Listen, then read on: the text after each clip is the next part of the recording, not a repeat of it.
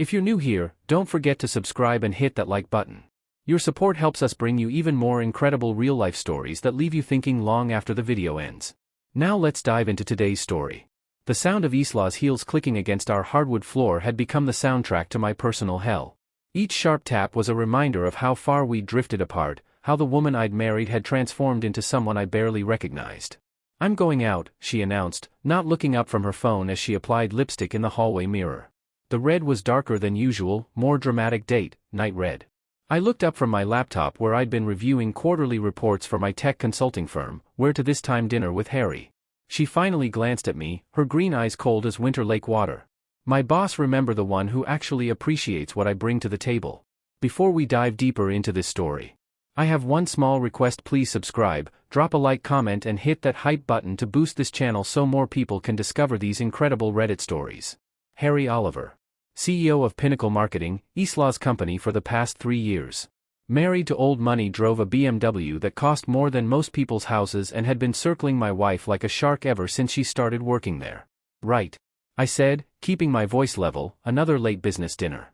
Isla turned from the mirror and for a moment I saw a flicker of something, guilt maybe, or defiance. "Leo, I need more than what you give me. Harry understands ambition, he understands drive, and I don't." She laughed, but there was no humor in it. "You sold your company and now you just coast. You're comfortable with mediocre." "I'm not." What she didn't know was that I hadn't just sold my company. I'd taken the proceeds and quietly bought shares in other businesses, including a significant stake in Pinnacle Marketing. But Isla had stopped listening to me months ago, so she'd never bothered to ask about the details. "So this is a date?" I said yes. The word hung between us like a blade. "I need to see what else is out there, what I might be missing." I stood up slowly, closing my laptop with deliberate care. "Isla, if you walk out that door tonight to go on a date with another man, everything changes everything." She grabbed her purse, a designer bag. I'd bought her for our anniversary last year. "Maybe it's time things changed." The front door closed with a soft click that echoed through our suddenly empty house like a gunshot. I pulled out my phone and dialed Marcia. "It's Leo Carver. Execute everything. We discussed all of it tonight." My lawyer's voice was crisp and professional. "Are you certain once we start this process?" She just walked out the door to go on a date with her boss.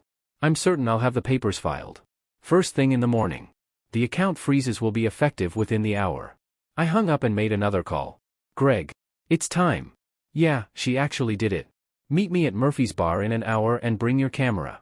Murphy's Bar was the kind of place where secrets went to die: dim lighting, worn leather booths and a bartender named Eddie who'd been pouring drinks and collecting gossip for 30 years.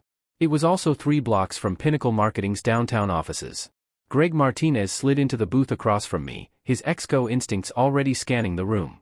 We'd been friends since college, and he was one of the few people who'd seen through Isla's charm from the beginning. So she actually said it was a date.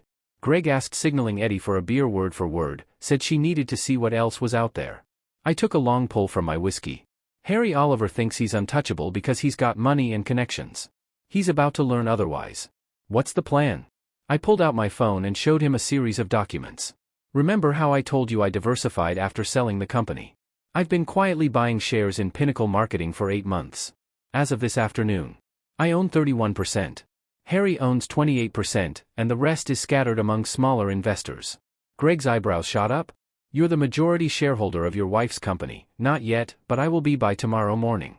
Marcia's been working with 3 of the smaller shareholders. They're selling to me at market price. By the time Harry wakes up tomorrow, I'll own 55% of his company, and Isla's about to discover that actions have consequences." My phone buzzed with a text from an unknown number. "There at Celestial, the rooftop place on 5th Street, cozy table by the windows. She's wearing the red dress. You bought her for Christmas." I showed Greg the message.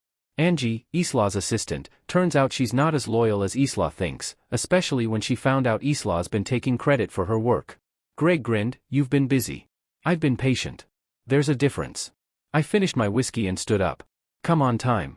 For Phase 3, we drove to Celestial in Greg's pickup truck, parking across the street with a clear view of the restaurant's floor-to-ceiling windows. The rooftop dining room was lit up like a fishbowl, and it didn't take long to spot them.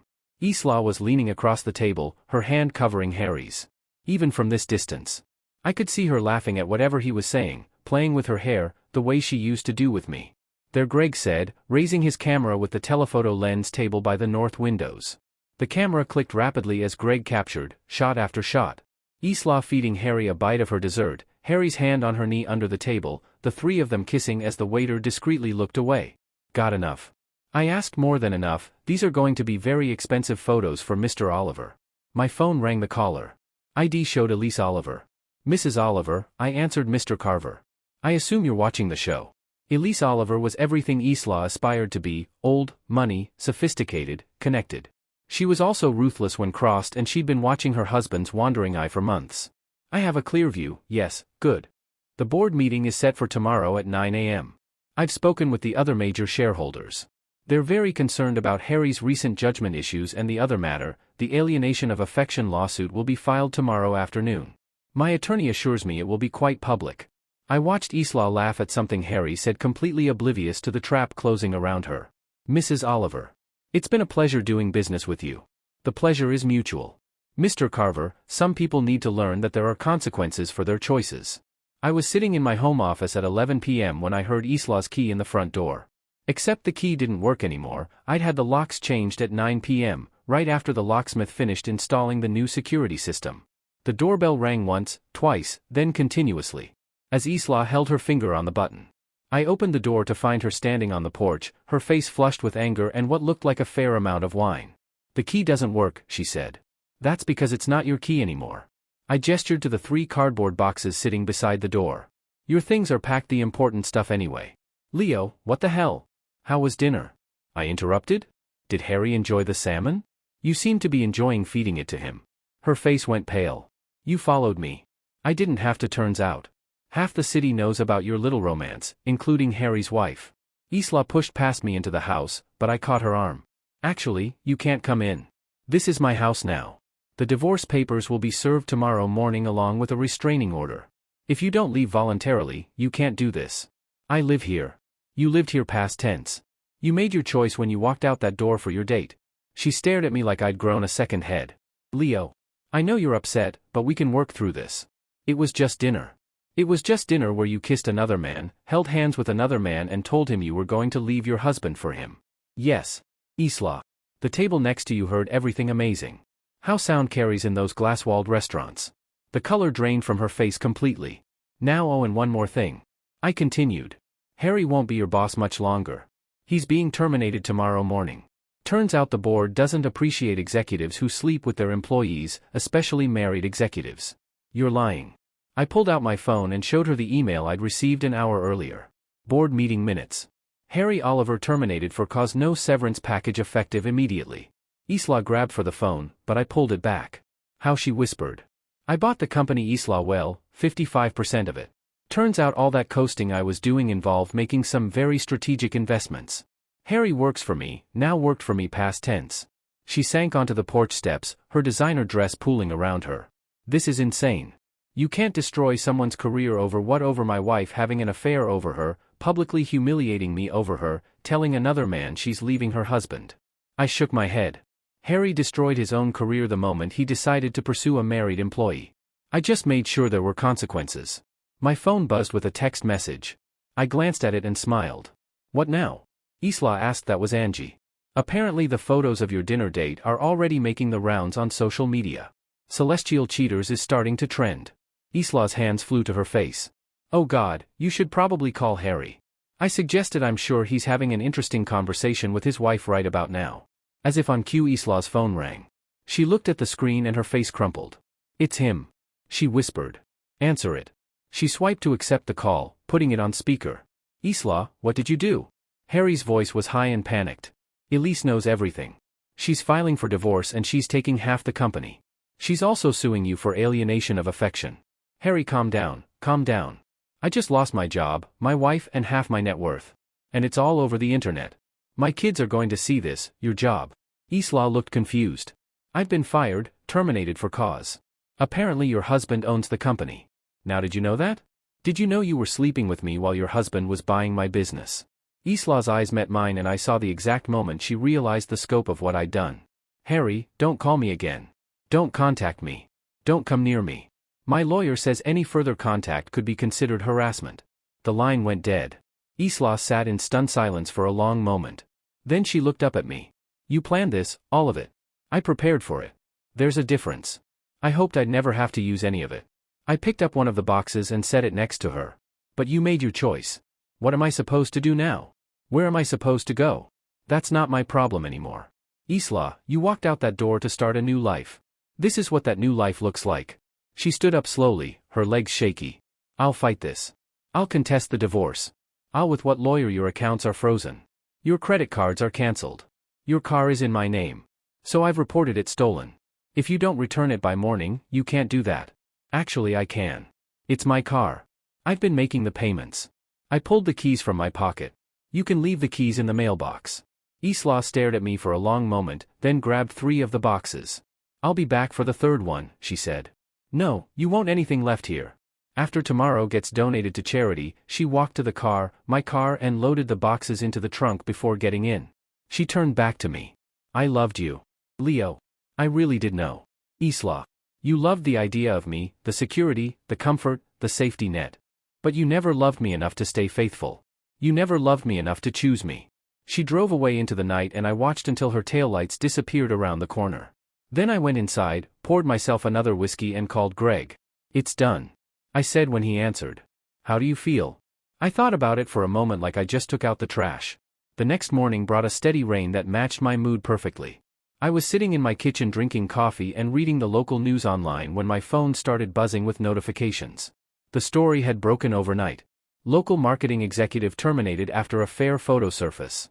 The article was accompanied by several of Greg's photos from the restaurant, along with screenshots from social media showing Isla and Harry's dinner date from multiple angles. Apparently other diners had been taking pictures too. My phone rang. It was Tom Brennan, Harry's former VP and now the interim CEO of Pinnacle Marketing. Mr. Carver. This is Tom Brennan.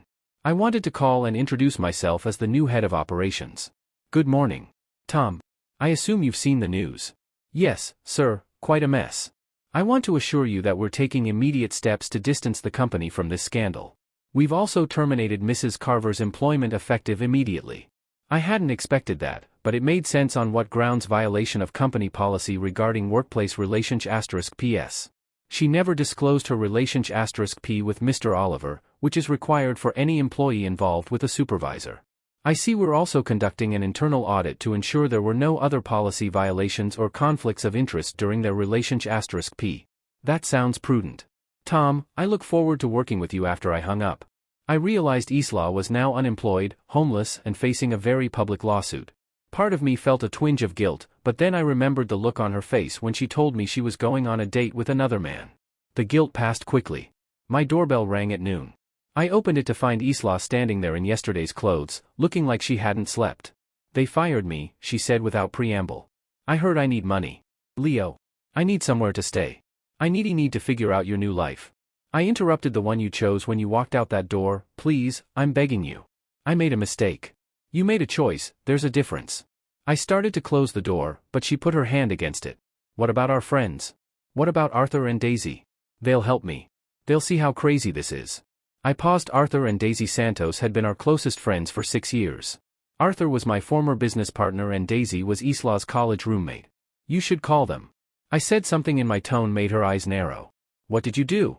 I didn't do anything, but you might want to ask Daisy about the photos. Isla's face went white. What photos? The ones from last month at the hotel bar downtown. You and Harry before you decided to make it official. The truth was I'd known about the affair for 6 weeks. Greg had spotted them together and started following them, documenting everything. I'd been hoping Isla would come to her senses and end it. Instead, she decided to make it public. Daisy saw us. Daisy took the pictures. Turns out she was more loyal to me than to you. She's been documenting your affair for weeks, hoping I'd use the evidence to save our marriage. Isla sank against the door frame. She was my best friend. She was your best friend past tense. She's pretty disgusted with you right now and Arthur's the one who helped me set up the shell company that bought Pinnacle's shares. He thinks what you did was unforgivable. Isla's phone buzzed, she looked at it, and her face crumpled. Daisy. She nodded, showing me the text, don't contact us again. What you did to Leo is unforgivable. We're not your friends anymore. So that's it? Isla asked. You've turned everyone against me. I didn't turn anyone against you. Isla, you did that yourself. When you decided to have a public affair. I just made sure people knew the truth. She stood there for a long moment, rain starting to soak through her clothes. I have nowhere to go, she said quietly. There's a Motel 6 on Route 9. I replied. They take cash. I don't have any cash. My accounts are frozen. Remember then I guess you should have thought about that before you decided to blow up your life. This time when I closed the door, she didn't try to stop me. 3 days later. I was having lunch at Murphy's Bar when Arthur Santos slid into the booth across from me. He looked uncomfortable, which was unusual for Arthur. We'd been through a lot together, building and selling our first company. His messy divorce, my father's death, very little made Arthur uncomfortable anymore. We need to talk, he said without preamble about Isla, about what you're doing to her. I set down my sandwich and studied my oldest friend. What am I doing to her? Come on, Leo, freezing her accounts, getting her fired, turning her friends against her. Don't you think you're going a little overboard? She had an affair. Arthur, a very public affair. She told me to my face. She was going on a date with another man. I know, and that was wrong. But this is destroying her life. She destroyed her own life. I'm just making sure there are consequences. Arthur leaned forward. Daisy's worried about you. She thinks you've gone off the deep end. That surprised me. Daisy helped document the affair because she hoped you'd use it to confront Isla and save your marriage, not to destroy her completely. Save my marriage. I laughed, but there was no humor in it. Arthur. She looked me in the eye and told me she was going on a date with her boss. She said she needed to see what else was out there. What marriage was I supposed to save? She made a mistake. She made a choice, a deliberate, calculated choice to humiliate me publicly. I leaned back in the booth. Tell me something, Arthur, when Sarah cheated on you, did you just forgive and forget? Arthur's ex-wife had had an affair with his business partner which had led to both his divorce and the dissolution of their first company. That's different, Arthur said. How? Sarah didn't. I mean, it wasn't as public. Sarah took half your money and half your business. Isla gets nothing and no business seems fair to me. Arthur was quiet for a moment, then he said, Daisy wants to help her. How money? A place to stay until she gets back on her feet. I felt something cold settle in my stomach. I see she's staying at that motel on Route 9. It's not safe. Leo. She's scared and alone and that's what happens when you blow up your life for a married man who dumps you the moment things get complicated. Arthur stared at me. I don't recognize you right now. You don't recognize me. I'm the same guy I've always been. I'm just not being a doorman anymore. There's a difference between standing up for yourself and being vindictive. Is there? I pulled out my phone and showed him a screenshot. This is from Isla's social media. Yesterday. She posted about how I'm an abusive husband who's trying to control her through money. Arthur read the post, his frown deepening. She's telling people I was emotionally abusive throughout our marriage, that I isolated her from her friends and family, that I'm using my money to punish her for trying to leave. That's not true. No, it's not. But she's got 350 people believing it, including some mutual acquaintances who are starting to ask questions about my character. Arthur handed the phone back. So what are you going to do? I'm going to make sure everyone knows the real story. Leo. She wants to play victim, fine, but she's not going to rewrite history. To make herself look innocent, Arthur stood up. I think you should talk to someone, a therapist. Maybe this level of anger. This level of anger is perfectly normal for someone whose wife publicly humiliated them and is now lying about it on social media. Daisy and I are going to help her. Whether you like it or not. I nodded slowly. That's your choice. Arthur. But if you do, you're choosing her over me, and that choice has consequences too. Arthur stared at me for a long moment. Are you threatening our French P? I'm stating a fact. You can't be friends with both of us, not after what she's done and not after what she's saying about me. Now that's not fair. I laughed. Arthur. She's accusing me of domestic abuse. She's trying to destroy my reputation to save her own. If you support that, then we have nothing left to talk about. Arthur. Left without another word that evening. Daisy called Leo. We need to talk. Arthur told me you're going to help Isla. She's in trouble, real trouble. She has no money, no job, no place to live. She has all of those things. Because she chose to have an affair, she made a mistake. Daisy, she posted on social media yesterday, calling me an abusive husband. Is that the kind of person you want to help? There was silence. On the other end of the line. She's desperate. Daisy finally said, people say things when they're desperate, so you're okay with her lying about me publicly as long as she's desperate. That's not what I said. It's what you meant. I sighed. Daisy, I considered you one of my closest friends, but if you're going to help someone who's actively trying to destroy my reputation, then we can't be friends anymore. You're being unreasonable. I'm being realistic. Choose carefully. Daisy, because once you make this choice, there's no going back. She hung up without saying goodbye. The confrontation came the following Saturday at Murphy's Bar. I was having dinner alone when Arthur, Daisy and Isla walked in together. Isla looked better than she had in days. Clean clothes, styled hair, makeup. Daisy had clearly taken her shopping. They sat at a table across the room, but I could feel their eyes on me. After about 10 minutes, Arthur got up and walked over to my booth. "Can we talk?" he asked. We already talked. As friends, all of us like adults. I looked over at their table. Isla was staring at me with an expression I couldn't read. Daisy looked nervous. "Fine," I said, "but this is a public place. Keep that in mind." We moved to a larger table in the back corner. Isla sat across from me with Arthur and Daisy flanking her like bodyguards. "I want to apologize," Isla said without preamble. "For which part? For the affair, for hurting you, for the things I said on social media, the things you said about me being abusive." She flinched. I was angry. I was scared. I said things I shouldn't have said. "You accused me of domestic abuse, Isla. Do you understand what that could do to my reputation, my business?" "I know. I'm sorry. I'll post a retraction." I laughed. "You think you can just take it back?" Daisy leaned forward. "She's trying to make things right, Leo, by lying about me publicly, by trying to destroy my reputation to save her own. She was desperate." Arthur said she made a mistake. "She made a lot of mistakes. The affair was a mistake. Going on a public date was a mistake, but accusing me of abuse, that wasn't a mistake. That was calculated." Isla's eyes filled with tears. "I never meant for it to go this far." "What did you mean for Isla? When you told me you were going on a date with another man? What exactly did you think would happen?" "I thought you'd fight for me." The honesty of it hit me like a physical blow. "You thought I'd fight for you? I thought you'd get angry or jealous or something. I thought you'd show me that you still cared. So the affair was what, a test?" "No, the affair was real. My feelings for Harry were real. But when I told you about the date, part of me hoped you'd stop me." I stared at her across the table. "You wanted me to fight for you while you were sleeping with another man. I wanted you to fight for us. There was no us left to fight for, Isla. You'd already chosen Harry. But I was wrong. Harry dumped me. The second things got complicated, he didn't fight for me at all. And now you want me back because your first choice didn't work out." The tears were flowing freely. "Now I want you back because I realized I made a terrible mistake, because I love you, you love me." I leaned forward. "Isla, 3 weeks ago you told me I was mediocre. You said Harry understood ambition in ways I never could. You said you needed more than what I could give you now. Suddenly you love me. I was wrong about all of that." "No, you were honest about all of that. You were finally telling me what you really thought of me, of our marriage, of our life together." Arthur cleared his throat. "Look, maybe you three could try counseling." "Counseling?" I turned to him. "Arthur. She had a 6-week affair, went on a public date with her boss, accused me of domestic abuse on social media, and now wants to get back together because her boyfriend dumped her. What exactly would we counsel about? About forgiveness?" Daisy said quietly. "About second chances. I gave her a second chance. I gave her dozens of second chances over the years. Every time she flirted with other men at parties. Every time she came home late from work events. Every time she made me feel like I wasn't good enough." Isla looked stricken. "You never said anything because I trusted you, because I believed you. When you said those things didn't mean anything."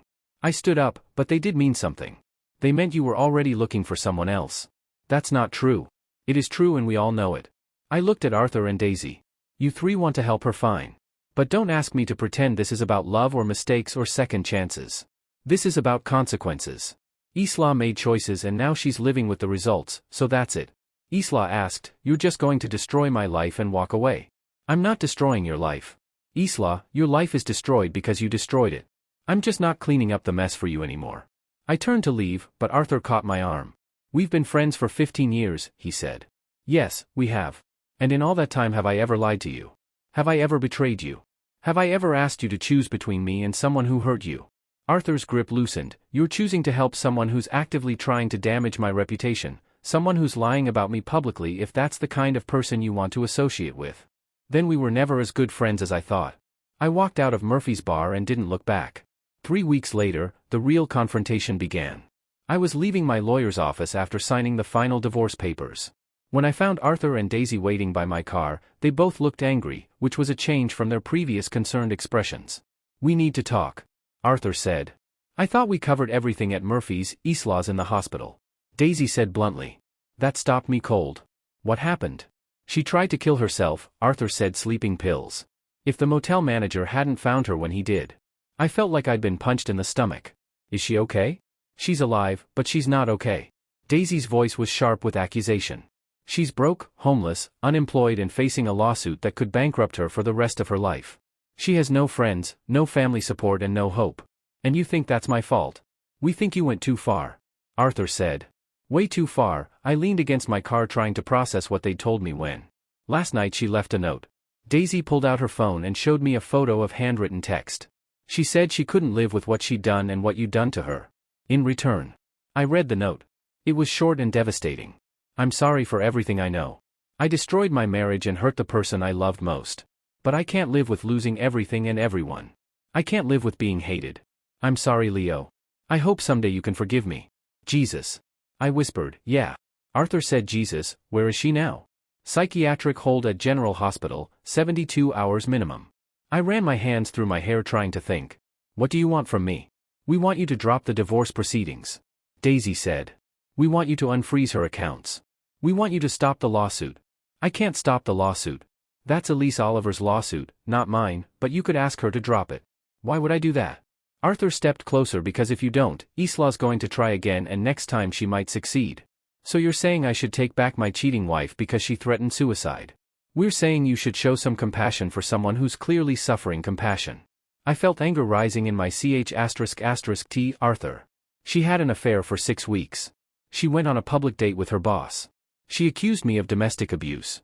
She tried to destroy my reputation and now I'm supposed to show compassion because she's facing consequences. She made mistakes, stop calling them mistakes. I snapped, mistakes are accidental. Everything Isla did was deliberate.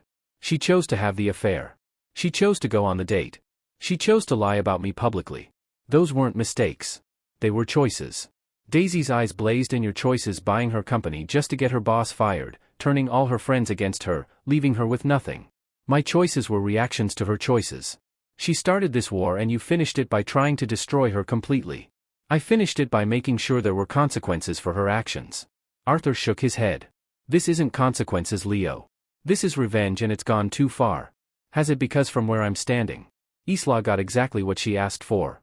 She said she needed more than what I could give her. She said she wanted to see what else was out there. Well, now she knows. She could have died. Daisy said quietly.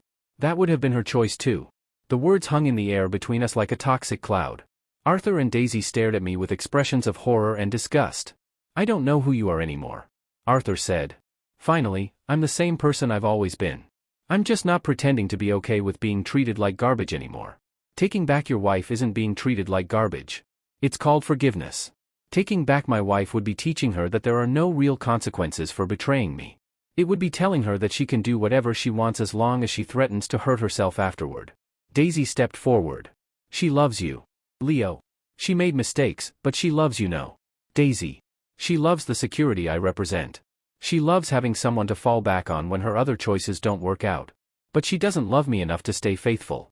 She doesn't love me enough to choose me first. People change, people don't change. They just get better at hiding who they really are. Isla showed me who she really is when she looked me in the eye and told me she was going on a date with another man. Arthur pulled out his phone. I'm going to show you something and then we're done talking. He showed me a video. Isla in a hospital bed looking pale and broken. She was talking to the camera through tears. Leo, if you see this, I want you to know I'm sorry. I'm sorry for everything. I know I hurt you and I know I destroyed our marriage. I don't expect forgiveness, but I want you to know that I love you. I've always loved you, even when I was too stupid to show it. The video continued for another minute with Isla taking full responsibility for the affair and begging for a chance to make things right. She recorded that this morning. Arthur said she wanted you to see it. I handed the phone back without comment. That's it, Daisy asked. That's your reaction? My reaction is that she's very good at saying what people want to hear when she needs something. You think she's manipulating us? I think she's doing what she's always done. Using emotional appeals to avoid consequences for her actions. Arthur and Daisy exchanged a look that told me everything I needed to know about our French *P. We're done. Arthur said. Daisy and I are done with you. I figured as much. We're going to help Isla get back on her feet. We're going to support her through this. Good for you, and we're going to make sure everyone knows what kind of person you really are. That got my attention. Meaning we're going to tell people the truth about what you did to your wife, how you systematically destroyed her life out of revenge. Go ahead, tell them the whole truth, tell them about the 6-week affair, tell them about the public date, tell them about the lies she told about me on social media. We will. Good, because I'm tired of people thinking this is about forgiveness and second chances. This is about a woman who betrayed her husband and is now facing the consequences of that betrayal. Daisy shook her head. You're a cold, vindictive man, Leo Carver, and someday you're going to realize what you've lost. I've lost a cheating wife and 3 friends who think I should accept being betrayed. I'll survive. They walked away without another word, and I stood by my car for a long time, thinking about Isla in that hospital bed and wondering if I was the monster they thought I was. Then I remembered the look on her face when she told me she was going on a date with another man, and I decided I could live with being the monster. The final confrontation came 3 months later at the annual Founders Day festival in downtown. I was walking through the crowd enjoying the anonymity of being just another face in the crowd when I heard my name being called Leo Carver. I turned to see Isla pushing through the crowd toward me. She looked better than she had in months, healthy, well-dressed, confident behind her. I could see Arthur and Daisy watching from a distance. Isla. I've been hoping to run into you, have you? She smiled, and for a moment I saw a flash of the woman I'd married. I wanted to thank you. That wasn't what I'd expected. Thank me for the wake-up call, for forcing me to face the consequences of what I'd done. She gestured around us. I've got a new job now, marketing coordinator for the city. It doesn't pay as much as Pinnacle, but I like the work. Good for you. I've also been going to therapy, working through some issues. She paused. I wanted to apologize, really apologize, not just the desperate apology I gave you at Murphy's. I waited. I betrayed you in the worst possible way. I humiliated you publicly, and then I tried to make you look like the villain. When you refused to just accept it, she took a deep breath. I was selfish and cruel, and I'm sorry, okay? I also wanted you to know that. I understand why you did what you did. I understand why you couldn't just forgive me and move on. Do you? I destroyed your trust. I destroyed our marriage, and when you refused to pretend everything was okay, I tried to destroy your reputation. She shook her head. If someone had done that to me, I probably would have done the same thing. I studied her face, looking for signs of manipulation or hidden agenda. I didn't see any. The suicide attempt, I asked, was real, and it was my choice, not yours. I was trying to escape the consequences of my actions, and when I realized I couldn't, I tried to escape everything. She met my eyes. But that wasn't your fault. That was mine. Arthur and Daisy don't see it that way. Arthur and Daisy mean well, but they don't understand what I put you through. They see me as a victim because I'm the one who ended up with nothing. But they don't see that I'm the one who threw everything away. A crowd of people pushed past us, laughing and carrying festival food, normal people living normal lives, not dealing with the aftermath of betrayal and revenge. So what now? I asked. Now nothing. I'm not asking for forgiveness. I'm not asking for another chance. I'm just acknowledging what happened and taking responsibility for my part in it and my part. She was quiet for a moment. Your part was protecting yourself and making sure I faced consequences for my actions. I don't like how it felt, but I can't say it was wrong. Over her shoulder, I could see Arthur and Daisy approaching. Their expressions were tense, worried. Your support system is coming, I said. Isla glanced back, then looked at me again. They're good friends. They helped me when I had nowhere else to go, even though it cost them their French *P with me.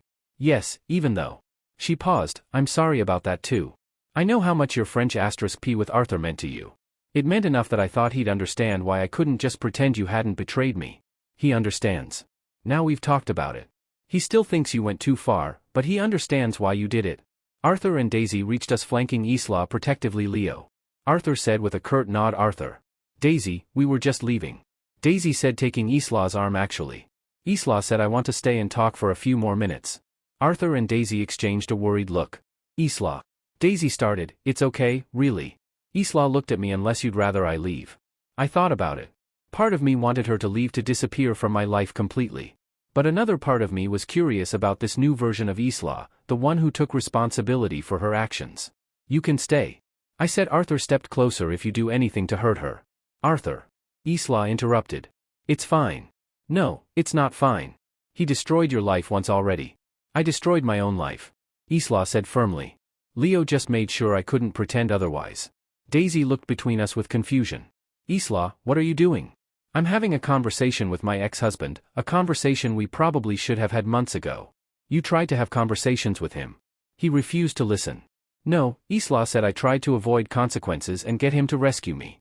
That's not the same thing as having a conversation. Arthur's face was red with frustration. Isla. This man systematically destroyed everything. You had your job, your home, your finances, your reputation. My job was destroyed because I had an affair with my boss and violated company policy. My home was destroyed because I chose another man over my husband. My finances were destroyed because I was financially dependent on someone I betrayed. My reputation was destroyed because I made my affair public and then lied about my husband on social media. You're defending him. I'm taking responsibility for my own actions. Daisy shook her head. The therapy has messed with your head. You're blaming yourself for things that weren't your fault. The therapy helped me see things clearly for the first time in years. Isla's voice was getting sharper. I made choices, bad choices, and those choices had consequences. Leo didn't create those consequences. He just made sure I couldn't avoid them by buying your company and getting you fired by exercising his rights as a shareholder in a company where I was violating policy by turning your friends against you by telling our friends the truth about what I'd done. Arthur threw up his hands. This is insane. Isla. He left you with nothing, nothing.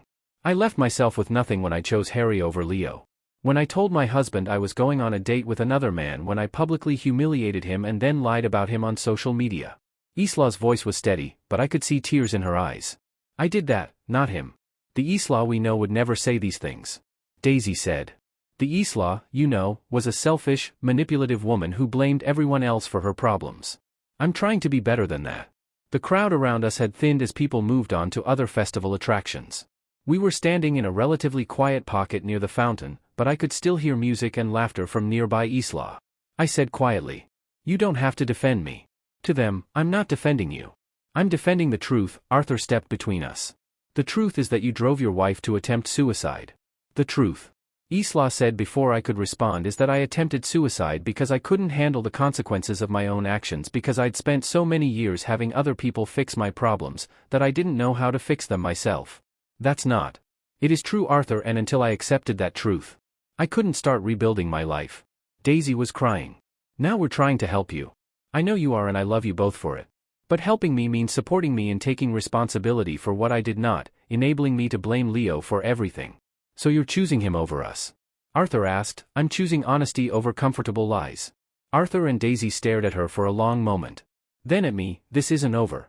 Arthur said yes, it is. Isla replied, it's been over for months. We just haven't accepted it yet. Arthur and Daisy walked away, leaving Isla and me alone by the fountain. You just lost your support system, I observed. I lost friends who were enabling me to avoid responsibility. There's a difference. Is there? She smiled, sadly. You taught me that there is. We stood in comfortable silence for a few minutes, watching the fountain and listening to the distant sounds of the festival. So what happens now? I asked. Now I continue rebuilding my life. I continue therapy. I continue taking responsibility for my choices and us. There is no us. Leo, there can't be. Too much has happened and trust doesn't just grow back. Do you want there to be in us? She considered the question carefully. Part of me will always love you, but love isn't enough when trust is gone, and I destroyed that trust completely. Yes, you did. Could you ever trust me again? I thought about it honestly. I don't know, maybe someday, but not now and probably not soon. Then there's your answer. A group of teenagers ran past us, chasing each other and laughing. Young love uncomplicated by betrayal and consequences. Do you regret it? Isla asked. What you did to me? Do you regret what you did to me every day then? No. I don't regret it. I regret that it was necessary, but I don't regret doing it. She nodded. I thought, that's what you'd say. Are you disappointed? No. I'm relieved. It means you're not going to pretend this was all some big misunderstanding. It wasn't a misunderstanding. It was a betrayal. Yes, it was. The sun was starting to set, casting long shadows across the festival grounds. Most of the families with small children were packing up and heading home. I should go. Isla said, where I have a small apartment across town, nothing fancy, but it's mine. Good for you. She started to walk away, then turned back. Leo, yeah. For what it's worth. I think you're a good man who was pushed too far by someone who didn't deserve you. And I think you're a woman who made terrible choices but is trying to do better. Is that enough? It's a start. She smiled, a real smile, this time, not the manipulative one I'd grown used to over the years. Goodbye, Leo. Goodbye, Isla. I watched her disappear into the crowd, and for the first time in months, I felt something like peace, not forgiveness, not reconciliation, but closure. Isla had finally taken responsibility for her choices, and I had made sure there were consequences for those choices.